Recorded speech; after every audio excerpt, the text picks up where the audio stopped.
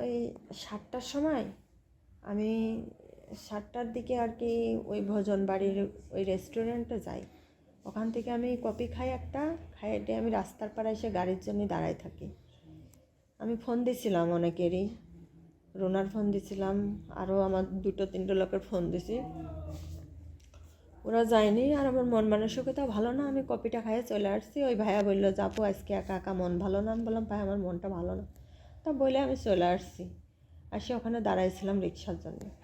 পরে আমি রিক্সা পাইনি, এইভাবে পিলারের পার হাত দিয়ে পিছন দিকে হয়ে দাঁড়ায় রয়েছি। এর মাঝে দেখা গেলো একটা হাইস গাড়ি, তা ওরা আমার পিছনের থেকে ব্যাক করে এইভাবেই গাড়ির ভিতর উঠায় ফেলছে, ধাক্কা দিয়ে উঠাই। আমার 2জন হাত ধরেছে আর একজন মাফলার দিয়ে চোখ মুখ এইভাবে করেছে।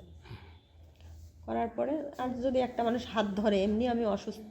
পরে হচ্ছে গে ওরা আমার জামা তো ছিঁড়ে ছুটে কিছু থইনি, মানে ওরা জামা টাইনে টুনে ছিঁড়ে আমার এখান থেকে শুরু করেছে, এদিকে আমার কিছুই নেই।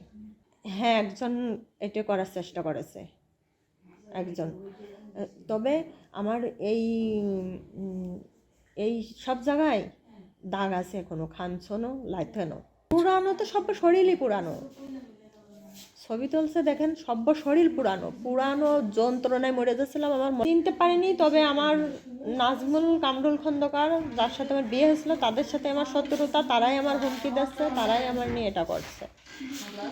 তো নতুন এবং ফিরে আসা গ্রাহকদের জন্য নগদে চলছে ক্যাশব্যাক সহ প্রতিদিন হাজারো উপহার জেতার সুযোগ। হবে আশা আর ফেরা, সারপ্রাইজ সেরা।